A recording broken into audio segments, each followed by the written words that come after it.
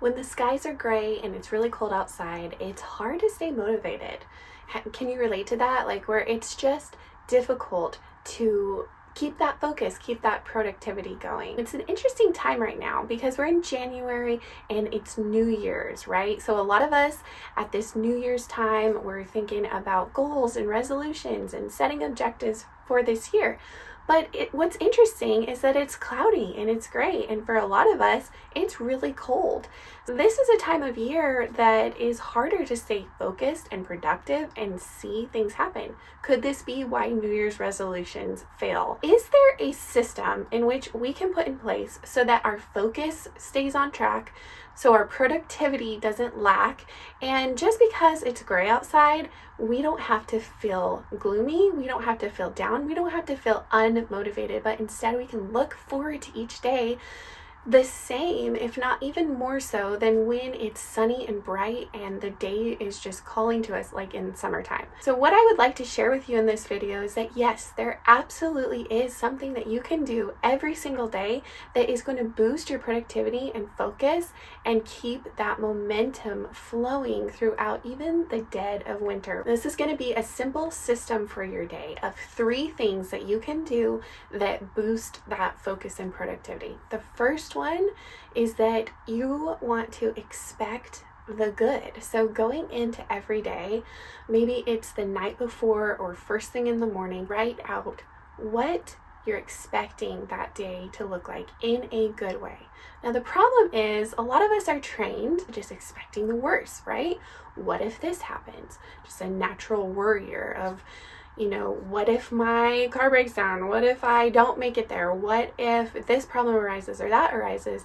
Instead of asking, what if everything works out in my favor? What if things actually turn out good? The problem in expecting the worst, the way we're naturally bent and trained, is that the way that our mind thinks is the direction in which our life is going to go. So that is a big problem when you think about it, because if you're expecting the worst, then you're going to actually walk that out a lot of times. Now, not all of our what if worst scenarios come true, but the way we think puts into action our choices and how we're responding to things. And so we are actually naturally heading towards the worst thing when we expect the worst. So the first thing you want to do is to expect the good. Think about the completed day. Look ahead to bedtime. You're getting ready to go to sleep.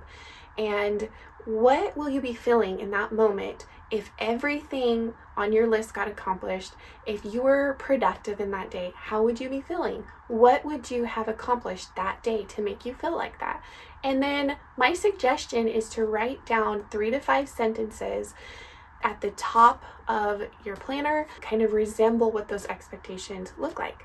For example, I'm expecting to have an environment in my home of peace.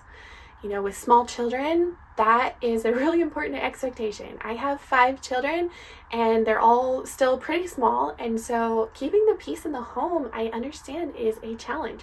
So if you write that out at the beginning of the day, I expect that there's going to be peaceful environments in my home. Now you are motivated to keep the peace. You are the mom and the dad, right? That are the peacemakers.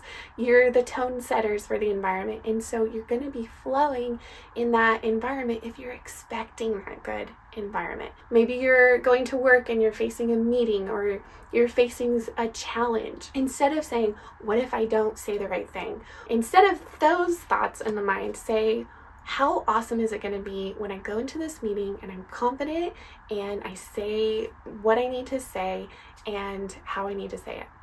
Now, I know if you're like me, the question definitely arises of, well, what if it doesn't? What if I get to the end of the day and these things I were expecting to happen didn't happen and I feel horrible? Well, I understand that for sure, but think of it this way. When our kids are getting ready to, say, play a sports game, or they're going to perform in a play, what do we tell them? We expect the good. We tell them good. We say, you're going to do a great job. Go out there and do your best. You got this. You're awesome. We expect the good for our kids.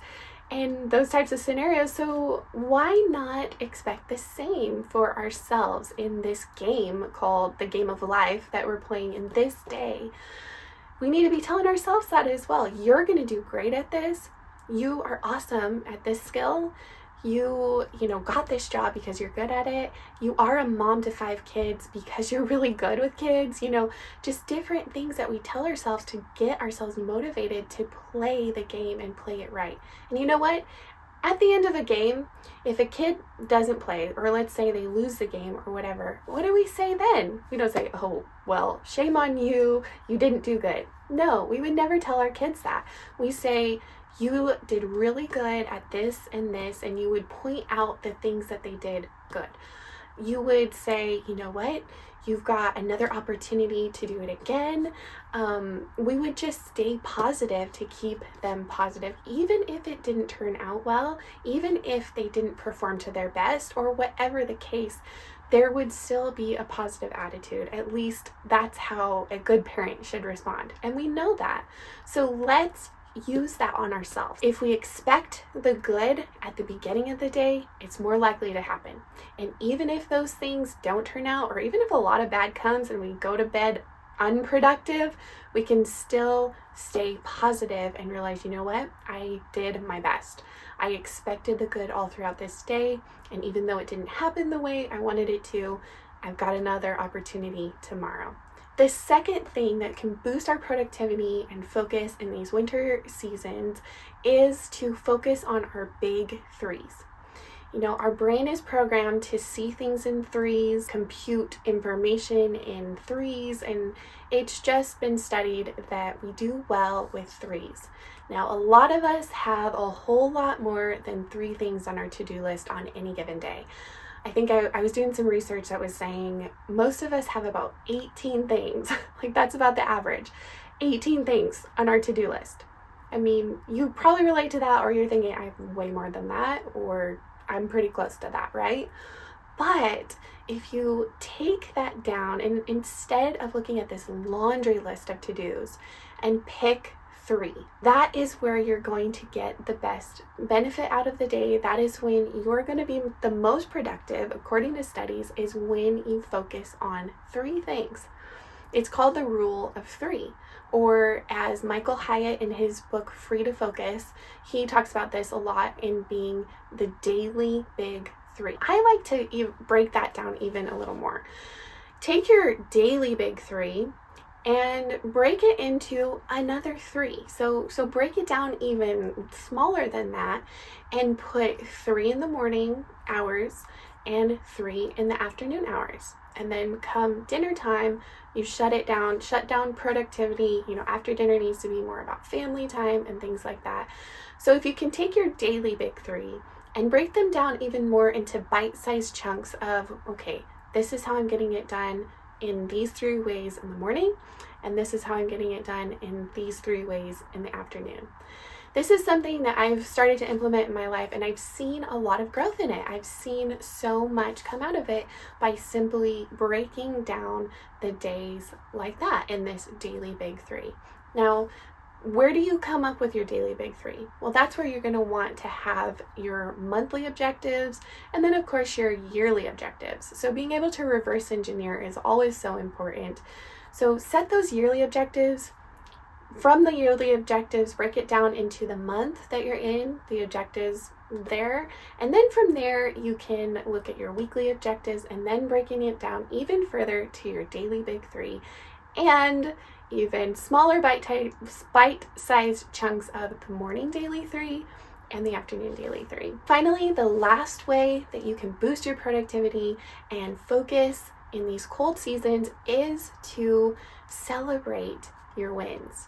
It can be the smallest thing, and I like to do this at the end of the day. So maybe in the evening after bedtime, as I'm getting ready for bed, I just jot down, what are my wins today? Maybe I can only think of one, and that's fine. Maybe I have a whole list of them, and that's great. But you want to just jot down your wins for the day. This is so encouraging because it's reflecting on the past, the day you just had and realizing the good. You're pulling it out. You're training your mind once again to expect the good, to focus on the good. So you set the morning with the intention of expecting the good. And then in the evening, you can celebrate the wins and train that brain to really focus on the good. This has been proven to help your sleep. This has been proven to just enhance your life in so many ways, because our brains are wired for love. They're wired for good. That's how God made us. You know, the toxic, negative thinking is not how our brains are designed. It's not how our minds were designed by God to process things. So we have to be extra conscious and extra aware in putting these practices into place so that we can focus on the good, we can expect the good, and ultimately, when we're doing those two things, we will see and experience the good in our life. So if this has blessed you and you're interested in implementing these things, I have a winter daily planner. It has those components built into it so that you can just open it up and see the benefits of staying really focused, because it's all right there for you. So at the top in this little bubble right here, after you've written the date and all that, you would write those 3 to 5 sentences. So before anything else gets planned out, write those 3 to 5 sentences of what you're expecting that are good. And then we've got 3 things in the morning, 3 things in the afternoon, like I was talking about. And in the evening, I put just one little thing, because I usually like to write, what I want to do with my family, or, what I'm going to do to just relax. And, I love to crochet. I like to do Play-Doh with my kids, stuff like that. So I might pencil that in the evening. And then over here, this is just a nice little place where you can quickly jot out the meals for the day, because, that's just something that weighs on our minds a lot. It kind of takes the energy from the other things in the day, of having to go to the fridge and go, what is going to be for lunch, what I'm going to make for dinner, all that kind of stuff. So beginning of the day, you can just quickly jot down breakfast, lunch, and dinner right here. This is the little spot where you're going to write a daily win or a couple different wins. And then down here, you're going to have just a little space to jot down anything that you need to remember for tomorrow.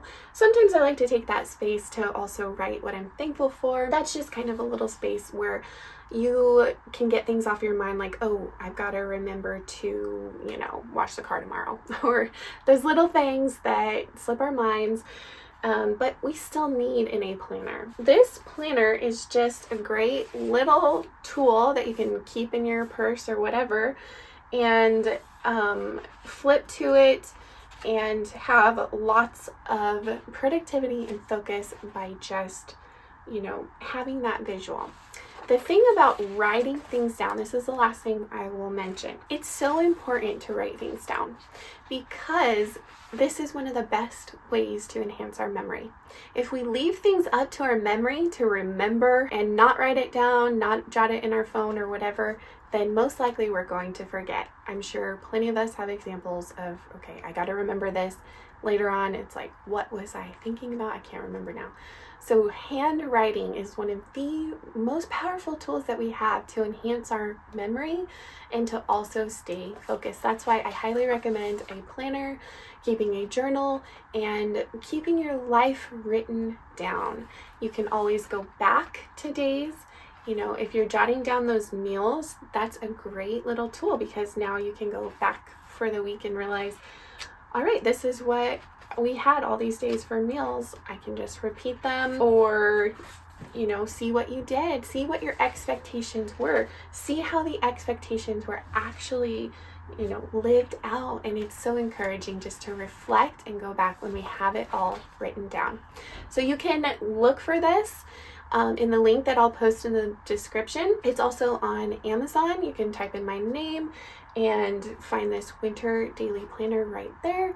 And I hope this blesses you. I hope that you get the benefits of staying the most productive and focused this new year, this winter season, so that come spring, come summer, you can be flourishing in all that God has planned for you to do. Be blessed.